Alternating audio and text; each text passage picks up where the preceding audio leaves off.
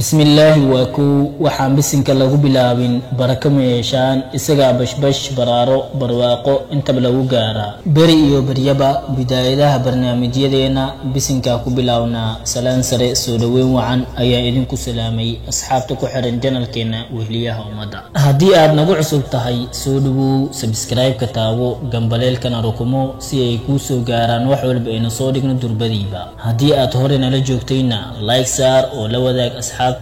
kuna soo qor fikirkaaga fiican qaybta hoose ee kommentiyada si aan si wadajir ah isugu helisano idinka alle muuqaalkeenu maanta waxaynu ku soo qaadan doonaa dardaaranka loo dardaarmo gabdhaha marka la aqalgeynayo أمامة بنت الحارث أيا أدردارنت جوديدا مركي لو أقلجيني نينكيدا أما زوجكيدا نينكيدو نوحو أها بقر كمت بقر ذرير يمن هو يدي وحي تدي جوديدي دردارنك هدي لو دافي لها قف كان عقلي بوليها درتيسا يو أذب بوليها درتيسا أما كرامة يشرف وكليها نسب كيس درتيسا هذيك أيان كيتي لها وكلما دردارمين يعني هو يدو جوديد وحي كتري هدي دردارنك لو تجي لها قف كان عقلي بوليها oo dardaaran uma baahno idib buu leeyahay oo dardaaran uma baahno karaamo iyo sharaf buu leeyahay oo dardaaran uma baahno maadaama oo adiga aad tahay qof caqli badan idibna leh dadka agtoodana sharaf ku leh nasab wanaagsanna ka soo jeedo kulama dardaarmeen oo adiga ayaan kaga tagi lahaa dardaaranka balse dardaaranku wuxuu xusuus u yahay qofka caaqilka ah oo wuxuu xusuusiyaa wuxuu ka tagay oo iloobay wuxuuna kiciyaa oo baraarujiyaa kan hurda gabadheedii hadday naagi ninka maaranto labadeedii waalid ayaa kala maarmi lahaa oo aabbaheedu naag uma baahan lahayn hooyadeedna nin uma baahateen baahida daran ee isku baahan yihiin dartooda haddaysan jiri lahayn adigu waxaad ahaan lahayd dadka midda ugu kaaftoon guurka balse haweenka waxaa loo abuuray ragga dartooda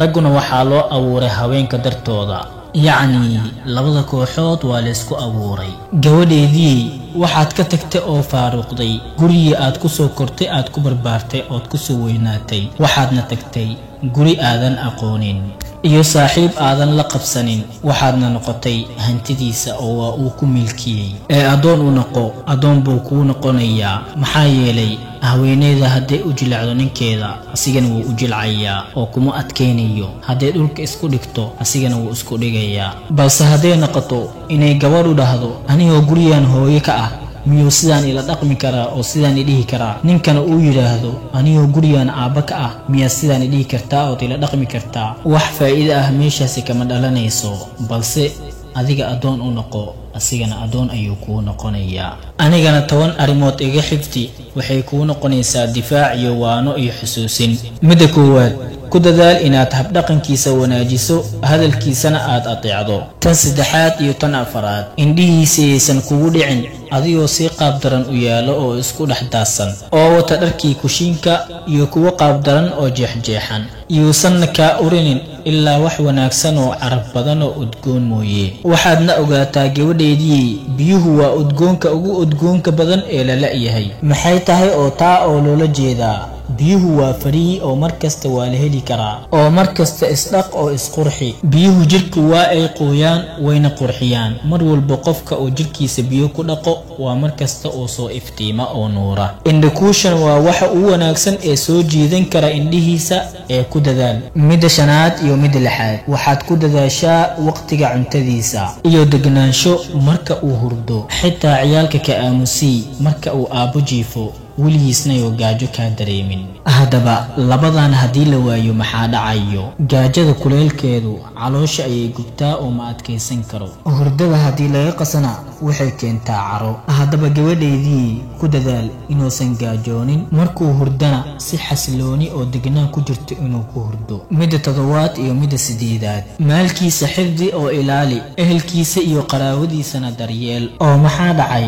haddii aad maalkiisa aad ilaaliso ninka waad sharaftay waad qadrisay qadrin ayaad siisay hadday ciyaalkiisa iyo qaraawadiisa daryeeshana waxay ka mid tahay maamulka wanaagsan haddii ehelkiisa iyo qaraawadiisa soo dhaweyso waxaan oranaynaa waa gawar wanaagsan oo maamulkeedu fiican yahay waa gaariyad aan qofna gaari karin haddii ay hantidiisa ilaalisana waxaynu dhahaynaa waa gawar ninkeeda ka adag oo sharaftay oo qadrisay midda sagaalaad iyo midda tobanaad hafaafin sirtiisa amarkiisana ha ku caasin maxaa yeelay haddii aad sirtiisa faafiso balanka bixiisa kama magangelaysid amarkiisa haddii aad ku caasisana waxaad hurisay laabtiisa oo waad ka xanaajisay iska ilaali inaad ku faraxdo agtiisa marka uu murugaysan yahay sidoo kalena iska ilaali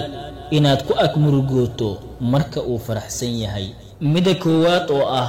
inaad ku faraxdo marka uu murugaysan yahay waa gaabin aad ka gaabisa xaqiisa tan labaadna oo ah inaad ku ag murugooto marka uu faraxsan yahayna waa dhooqeen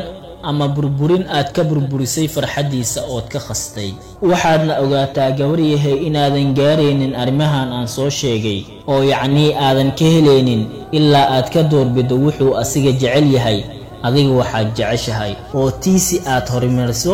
taadina aad dibdhigto raali ahaanshihiisana ka hormari raali ahaanshahaaga haddii aad doonaysid inuu ninkaaga gacanta kuu soo galo waxa uu jecel yahay ka hormari waxa aad jeceshahay raali ahaanshihiisa ka hormari raali ahaanshahaaga haddaba dardaarankan waxaa la siiya habeenka